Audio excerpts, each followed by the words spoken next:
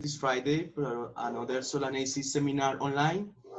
Before to start with the talk, I had the honor to introduce to our speaker today, Gabriela Doria. Gabriela is a biologist from the National University of Colombia, and she was an intern at the Smithsonian Tropical Research Institute in Panama, and she did a postgraduate studies in paleobotany at the Wesleyan University in Connecticut and Yale University before starting her PhD at the Evolution and Development Research Group from the Department of Plant Science at the University of Cambridge in UK. Her PhD under the supervision of Beverly Glover was on the evolution, development, and function of floral traits important for pollination in Nicotiana, Solanaceae. Gabriela graduated from Cambridge this year and currently is in transition to a postdoc from her hometown in Bogota, Colombia. Thank you, Gabriela, to accept this invitation. And with that, Gabriela, please can you share your screen and go ahead with your presentation. And thank you to everyone to be here today. Okay. Thank you, Andres, for the introduction. And can you see me now? And thank you, Andres, Rocio, and Chelsea for organizing the Solanaceae seminar online this year and for inviting me. I'm very happy to be able to present to you my research on petal cell shape and flower-pollinator interaction in Nicotiana that I developed at the Evolution and Development Research Group, as Andres said, under the supervision of Professor Beverly Glover at Cambridge. I don't see your screen. No? Can you check? No. Share screen. Can you see it now? Now it's working. Now it's working, yeah. Okay, good. Good, and I can see you now. First, I have to confess, I haven't always worked with Nicotiana. I started my path in plant biology, working with Heliosmum, the enigmatic flowering structures of this plant in the Chloranthaceae family. Then I moved to work in the deep side of paleobotany, first identifying leaf morphotypes in the many spermaceae.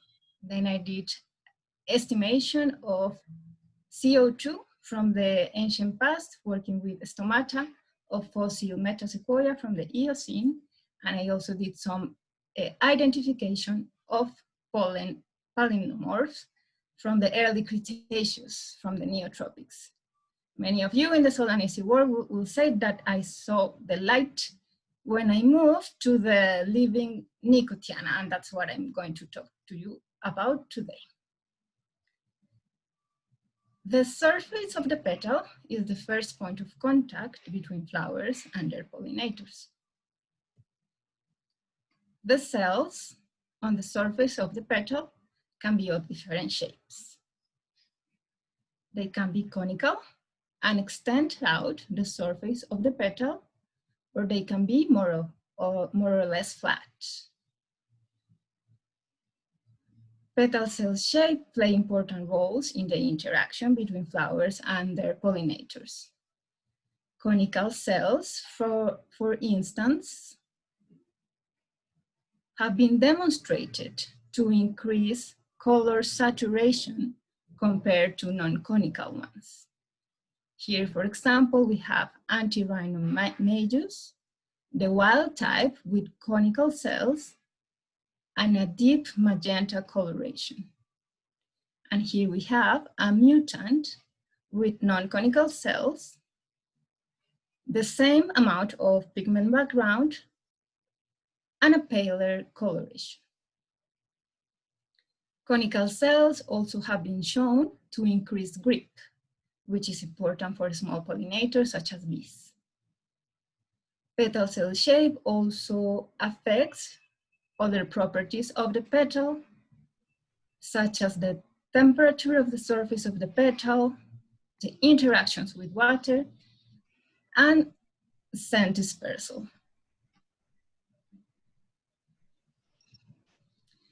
In my research, I use a combination of molecular biology, morphology, and pollinator behavior experiments to understand the evolution, development, and function of Nicotiana, of petal cell shape in Nicotiana.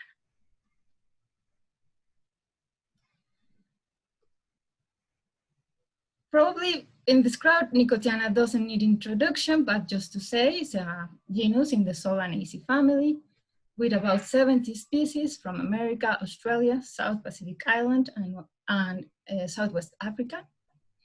Many species of Nicotiana are very beautiful, ornamental. They occupy a diversity of habitats, and all over the range of distribution of the genus, it's being used as a hallucinogenic smoked for communities all over the world. Just a little bit of trivia. The name Nicotiana comes from French diplomat Jean Nicot, who brought Nicotiana in the 16th century to the French court. To England, Sir Francis Drake, better known this side of the world as a pirate, brought Nicotiana also in the 16th century to the English court.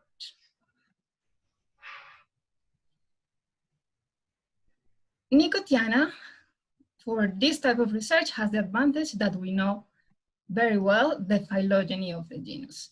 We have a robust hypothesis of the relationship between the species. Also, is a genus very diverse in terms of floral morphology. I like this image for the section suavulentis. The photographs are in black and white, but actually many, or if not all, the species in section suavulentis are white, but we can see still all the diversity of symmetry and morphology that occurs in the genus. Nicotiana is also very diverse in terms of pollination systems. All these attributes make it a good candidate for us to study the evolution, development, and function of petal cell shape in the genus.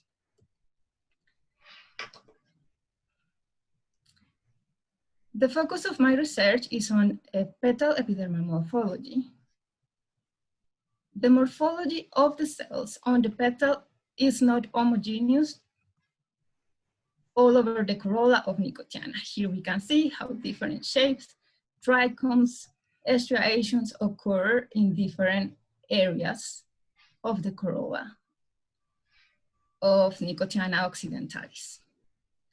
For the purpose of this work, we focus on the adaxial surface of the corolla lobes, this area here, because it is expected to be the first point of contact between the flower and its pollinator.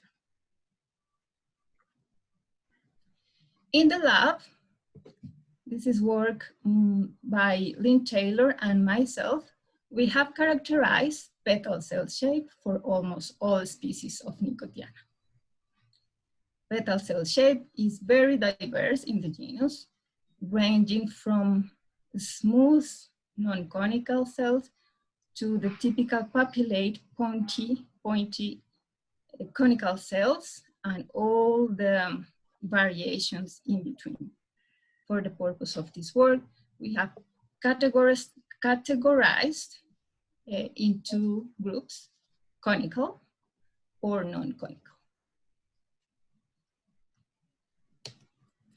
As I said, we have a previous hypothesis of the relationships of Nicotiana species. This plus the characterization of petal cell shape that we've done in the lab allowed us to map the character petal cell shape on the known phylogeny of the genus. This shows only the phylogeny of the diploid species of Nicotiana. Interestingly, we've detected sister species with contrasting characteristics. And this occurs independently in at least 2 clades in Nicotiana. Here we have in section Alatae, Nicotiana forgetiana with conical cells, and its sister Nicotiana bonarensis with non-conical cells.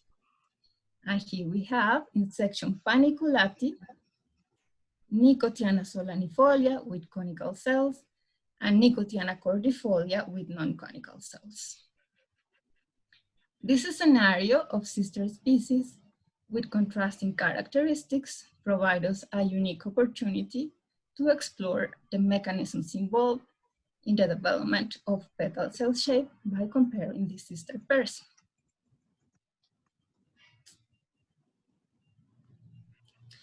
A little bit about these sister pairs of species of Nicotiana. They all are from Southern South America. The species in section Paniculatae are from Chile. Nicotiana solanifolia, tobacco cimarrón. Black tobacco is known to be consumed by indigenous communities in the Atacama Desert, its native range, for at least 7,000 years.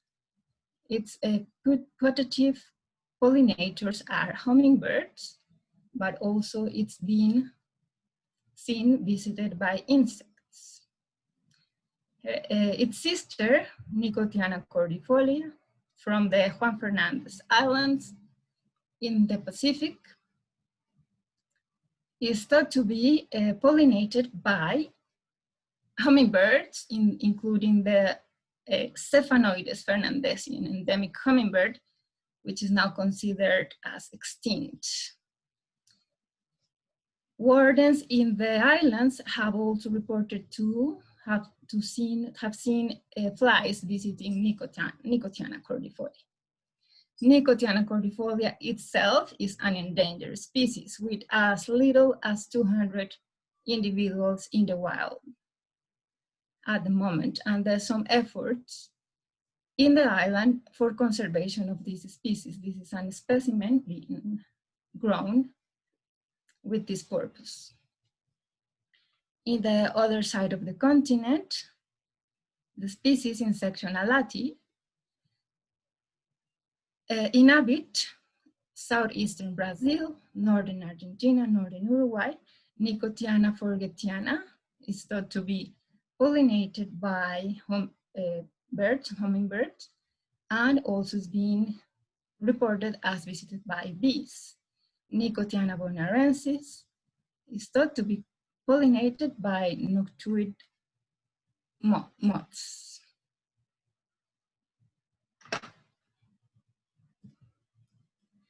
I have characterized petal cell shape development in these 4 species of Nicotiana.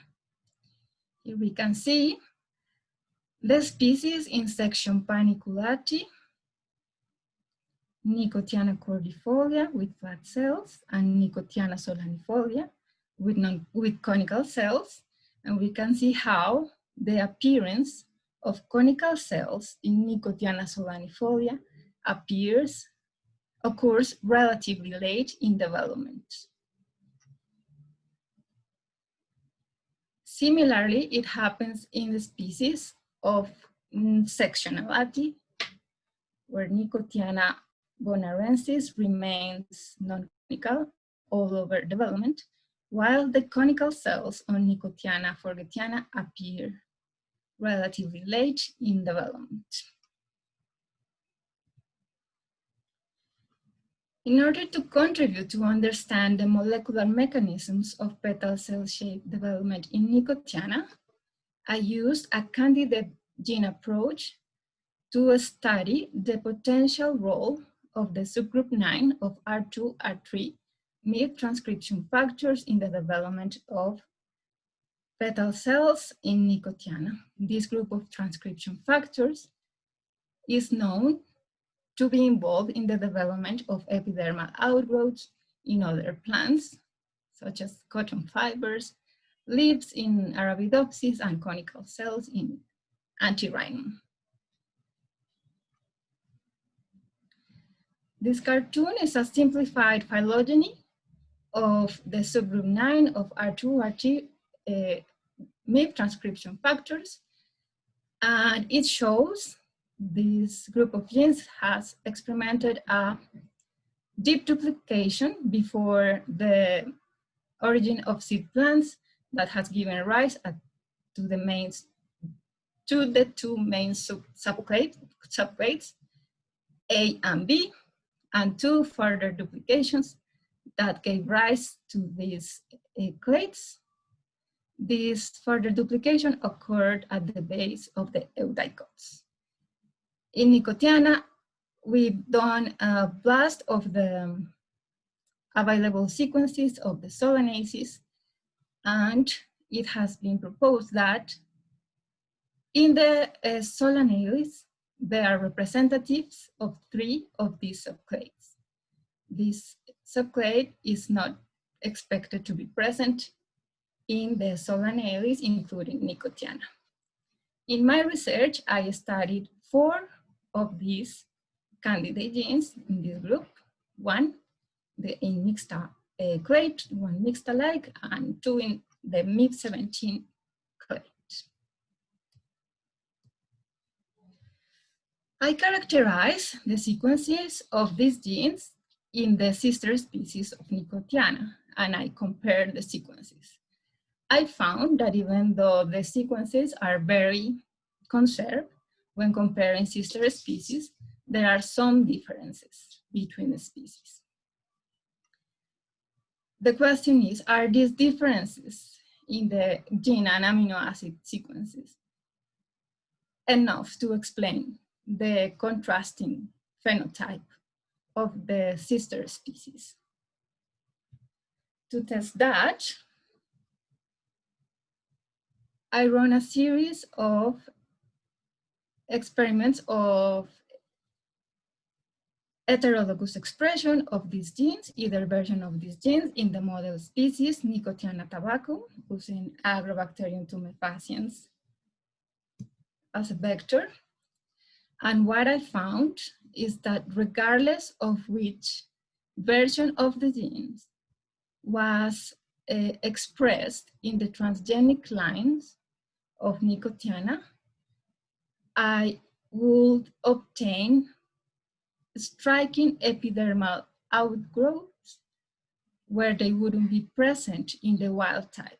Here we have the wild type of Nicotiana tabacum, the base of the ovary with dome-shaped, smooth epidermal cells, and the transgenic with these very long striations, epidermal outgrowths, including conical cells, trichomes, all sort of outgrowths. So these differences in the sequences between conical and non-conical species are not enough to explain why there are different phenotypes between the sister species. Alternatively, it might be that the expression of one or more of these genes might be involved in the differential phenotype. Here is the characterization of one of these genes that showed differential expression between sister species of Nicotiana. This gene, mixta2, it's relatively expressed in higher quantities in the conical cell species and in earlier stages of development compared to the non-conical cell species. So it might be that the differential expressions of these genes might be involved in the contrasting characteristics, as I said.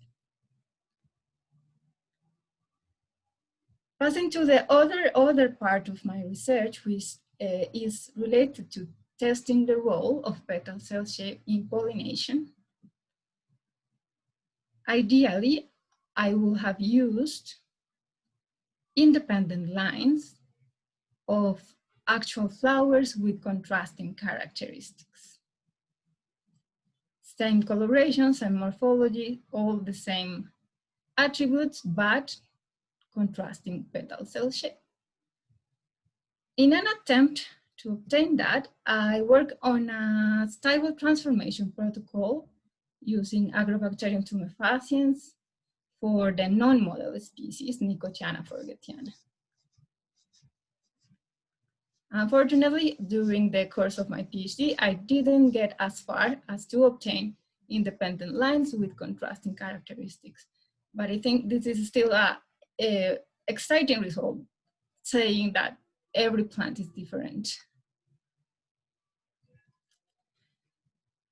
In order to do the exploration of the effect of petal cell shape in pollination, I used artificial flowers instead.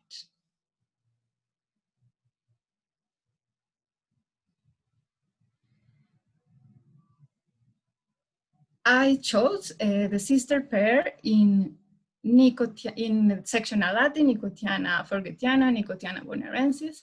First, because it was readily available, there was easy plants to germinate, and there was also the characteristics of coloration of the sister pair. Nicotiana forgetiana has red flowers, Nicotiana bonaerensis has white flowers, both colorations that are not typically associated with pollination by bumblebees. That's the model pollinator we use in our experiments. So I wanted to explore how the intersection between petal cell shape, red and white coloration may affect the interaction between the bumblebees and the flowers. So I generated these artificial flowers.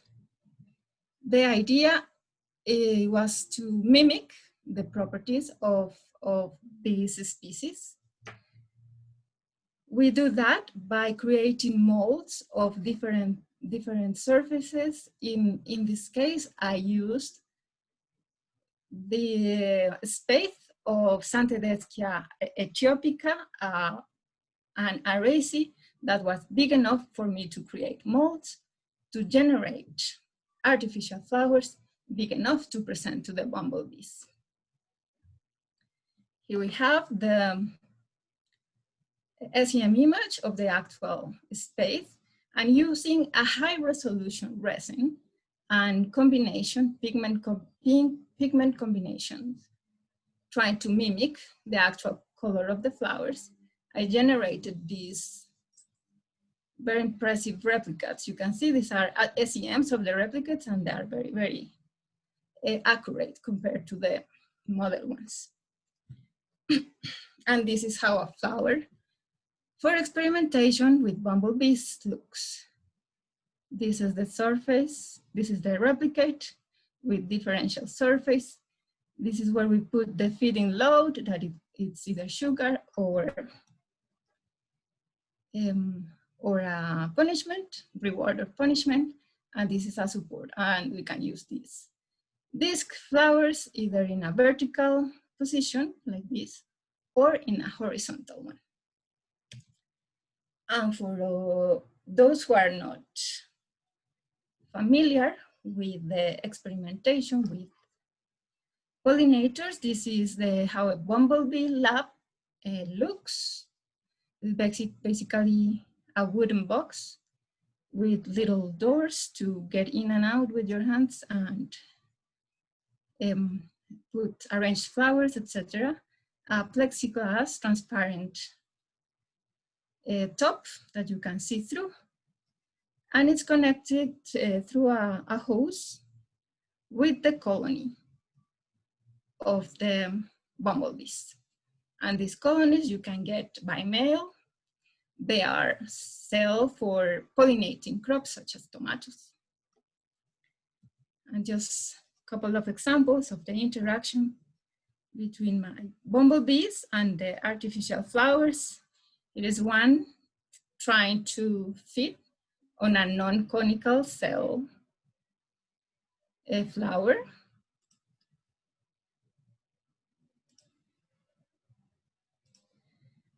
And this one is the same bumblebee feeding on a flower with a conical cell surface.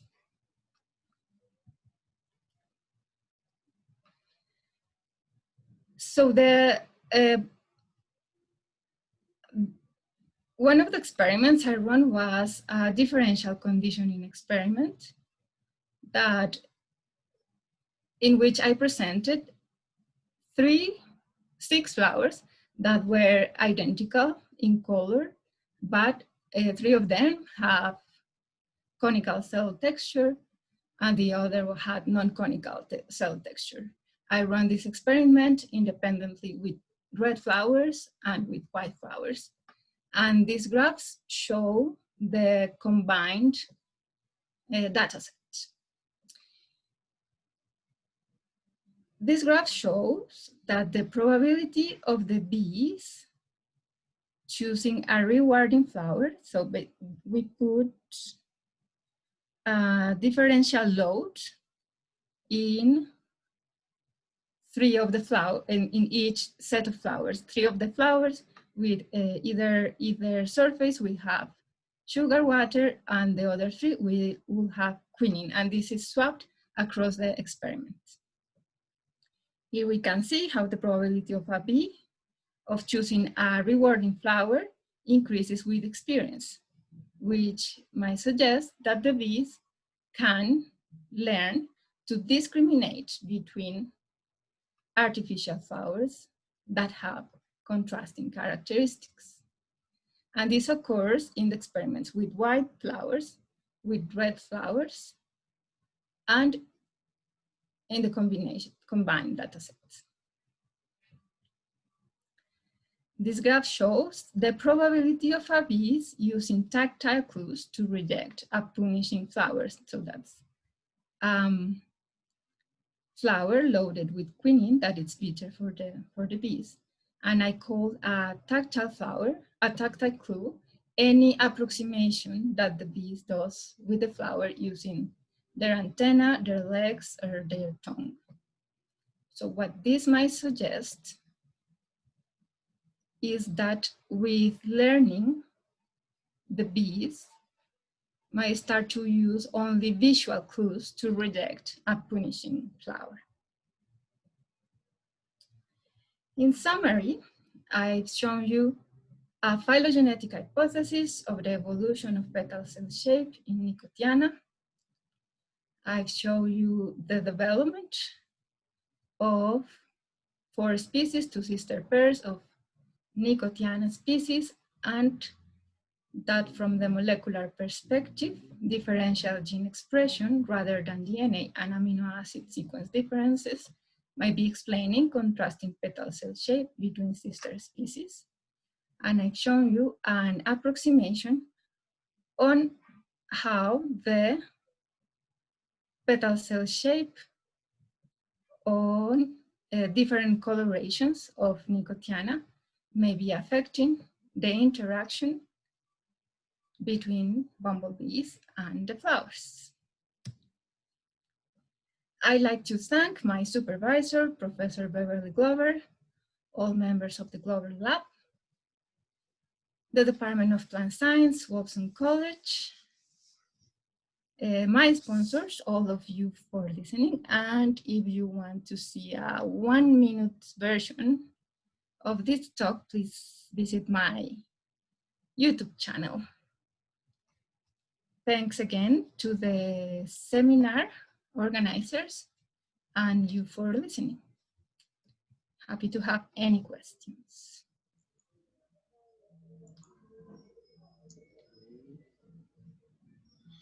Thank you, Gabriela, for this nice presentation. Now we have some space for questions. If you have any questions, just turn on your microphone or your camera, or just add a question in the chat that spot.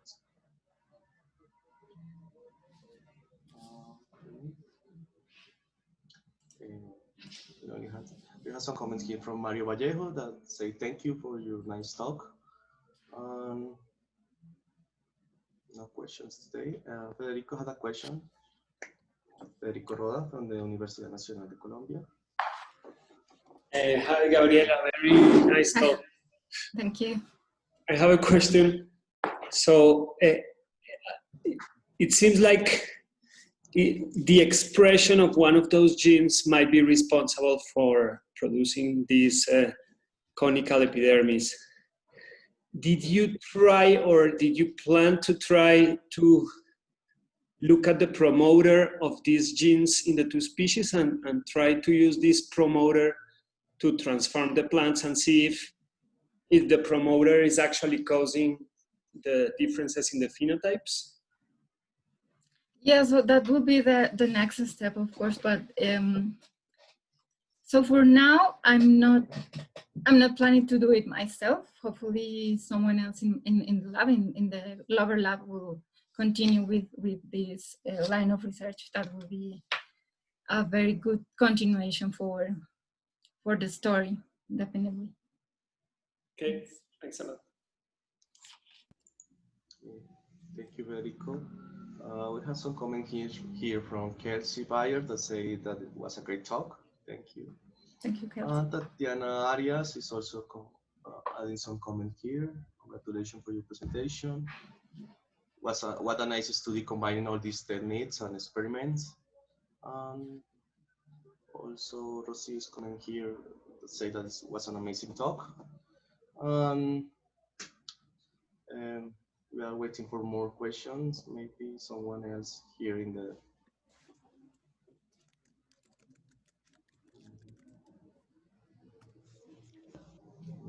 more questions. Okay. Richard is gonna. Thank you. That was a very nice talk. I enjoyed seeing the combination of the molecular characterization with the pollination experiments. And my question has to do with that your last pollination experiment. I didn't fully understand the right side of that graphic where you showed that with experience, it reduced the probability of rejection when they were using tactile functions. It almost seems like a double negative of some sort, that they were, if they were using their tactile function, they were increasingly going to the punishing flowers. I didn't understand that. Could you explain that again? Yes, maybe I didn't explain myself properly. So it increases, I call a tactile clue any situation in which the bee touches the flower. So what I saw is that at the beginning, they will land on the flower, they will taste the reward or the load, and depending on that, they will accept, they will feed on it, or they will reject it. And through time, what I saw is that they will stop. So at a certain point, they wouldn't land on the flower, they will just touch with the legs. With time, they will start just hovering with their antenna, and with time, they will just go straight to the load and feed. So what I'm saying is that with time, those tactile clues, what I call tactile clues, touching with the legs, touching with the antenna, tasting, they're decreasing with time. So the probability of using a tactile clue is going down with time. I don't know if it's clear now. That helps, thank you. So they are not using, they're not using. So it might be that they can distinguish them visually, but there's no way that we can, at least with this experiment, I cannot specify that. Thank you. Okay. Thank you, Richard, for the questions. We had a comment here from Javier Aguilar that say that was a nice talk and saying congratulations to you for your great job. Mario Vallejo Marin had a question. Have you looked at the petal cells in species where pollinators do not land or manipulate petals? For example, are the conical cells in the petals of Solanum with reflect corollas? So there's work on petal cell shape in Solanum. Yes. So I don't, and there's a broad, so I don't have the phylogeny of Solanum in my, on top of, I mean, related to petal cell shape, but the lab has worked on that, on the characterization of many of the Solanum species in terms of petal cell shape, right? And it's variable. The thing with Solanum, of course, is that the manipulation is in the anther, and there's also work being done in the lab in the characterization and the optimization of the character, not petal cell shape, but differential cell shapes on the anthers of Solanum. That's work by Gwen Davis and other people in the lab. So yes, so we've done it. We've done the research, not myself, but it's been done. And there's no, well, I cannot remember if conical cell is more prevalent in Solanum. I will say probably, no, not sure. Thank you, Gabriela. No, yet. I don't think it's published yet, Mario. But it's coming up. We have another question here from Kelsey that say, I wonder if hummingbirds bees can detect conical cells. I do, but I thought it would, but I'm not sparing that area. But you know, what do you think about that? Maybe if they can detect? Yeah, the conical cells. I don't know. I don't know if they can.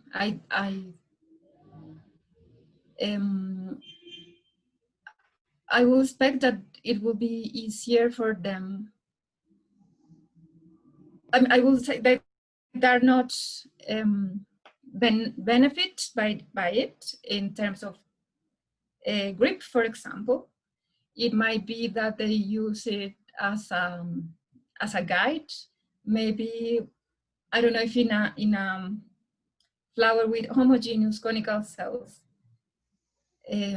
might play any role. Maybe if it was on a combination or maybe some sort of papillae guiding, like forming guides for this type of pollinators, maybe, but in theory, it doesn't benefit pollinators such as hovering pollinators, like hummingbirds, but I don't know if they can feel them. I have no idea.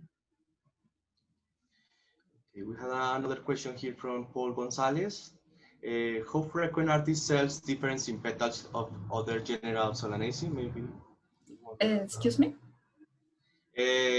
How frequent are these cells difference in the petals of other genera in Solanaceae? Maybe you have some information about that. In other genera, Nicotiana, is some information about that? Is some... Yeah, so there's work done in Petunia for sure.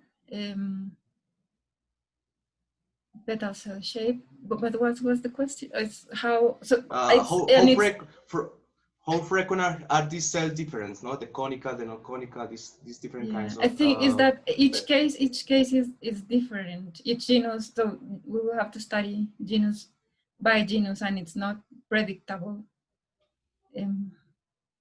Yeah, so you saw in Nicotiana, so there's all sort of range variation, morphological variation on petal cell shape in the genus, and I think each genus has its own characteristics. Okay, Mario Vallejo is asking again about that work is published. You remember? No, the Solanum, no, not yet, but it's coming. Yes, the Solanum. Okay. Yeah. Okay, we had another question here from Javier Aguilar. To what extent can we extrapolate Bombus terrestrial learning abilities to neotropical Hymenoptera?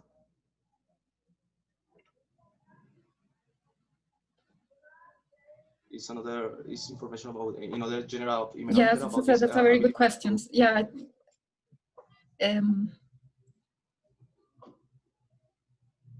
Yeah, so we will have to understand visual systems of the other Hymenoptera to try to understand how can we extrapolate to these other species. I think the ideal case will be having our own experimental setups for neotropical pollinators.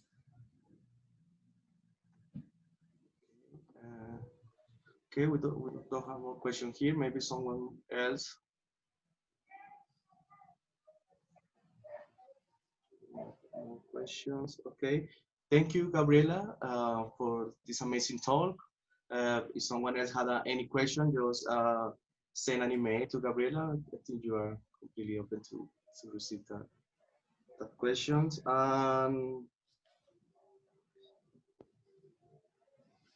Next week, we had for 27 November, we had a talk from Federico Roda that is going to tell us about the Can Omics Uncover the Mysteries of the Angel's Trumpets, the genus Burmansia. It's going to be a very interesting talk too. All people here are invited. We're going to send a reminder soon for this talk. Thank you so much, Gabriela. Thank you so much, everyone, to be here.